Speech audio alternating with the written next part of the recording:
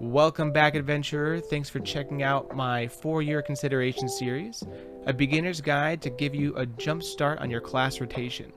I will be providing a dungeon-focused talent tree in the description below, but we won't be going over it in depth. My focus is to keep it simple. Today we are going to be talking about World of Warcraft's first official supporter class, the Augmentation Evoker. Do I want to jump on the hype train for clicks and views? Sure, but I do genuinely enjoy playing this class. One thing I want to get out of the way is that this class is not great for your first character. The Augmentation Evoker benefits greatly from understanding the game mechanics and others' DPS rotations. Although it fills a DPS role when making groups, don't expect to be topping the DPS charts. It is a true utility class that buffs the party around you. Without further ado, let's get into it. I want to break this guide down into two sections: your buff and your DPS rotations. This class has crazy utility and healing potential. I want to boil this class down to the basics. Your main job is to buff your party, so let's start there. You have 7 party buffs, but will only be using 3 or 4 of them in your main rotation. Sweet. Blessing of the Bronze and Source of Magic will be your pre-dungeon buffs. Blessing of the Bronze reduces the cooldown of your major movement abilities by 15% for your entire party, lasting 1 hour. Source of Magic is a passive mana buff for your healer. Whenever you cast an empowerment spell, you restore 0.25% of the healer's maximum mana. Both of these spells can be cast as you start the dungeon.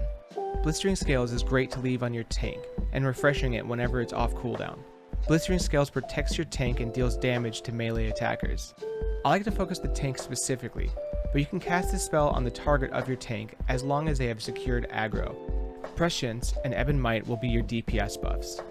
Prescience is casted on a DPS to give them a 3% crit buff and 50% power increase. I like to start this buff by targeting the DPS that I know will have a crazy burst window on pull. Other than that, use this spell on cooldown and it will target the nearest DPS within 26 yards.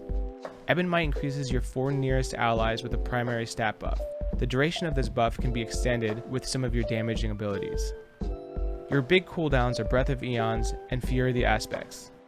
Breath of Eons is on a 2-minute cooldown, so I recommend using this on big pulls and bosses. Breath of Eons allows you to fly over enemies, applying a sort of debuff that stores damage dealt to them and then deals 18% of that damage as Arcane Critical Strike. This skill also applies Ebon Might to your party. The time storing damage will fluctuate based on your stats. This may also be a good time to mention, try to stack Mastery on your gear. Fury of the Aspects is your Lust or Heroism spell, increasing your entire party's haste by 30% for 40 seconds. There's a 10-minute fatigue on this spell, so realistically you'll only be able to use it twice in the dungeon. Check with your party to see when they prefer to have this buff. Standard is usually first and last boss of a dungeon. You really only have 4 spells in your DPS rotation, and 2 of them extend your Ebon Might buff. Living Flame is your filler spell. When there's nothing left to press, spam Living Flame. Fire Breath is an AoE spell that fires a cone of flame, dealing fire damage and applying a dot to your enemies. This spell can be held down to empower it, to deal more damage. Fire Breath also extends Ebon Might, which is why you should try and use it directly after casting Ebon Might, to sync the cooldowns. Eruption is your main damaging ability, with a little bit of splash damage thrown in. Eruption also extends your Ebon Might buff.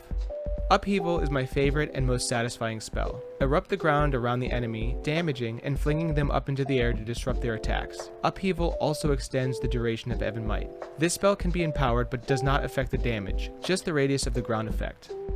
There you have it. Hopefully you feel one step closer to successfully buffing your teammates with the Augmentation Evoker. If you found this video helpful, be sure to like and subscribe. You can also follow my Twitch channel at twitch.tv/yourfrienddustin. As always, happy adventuring, love one another, and be safe out there. Okay, bye!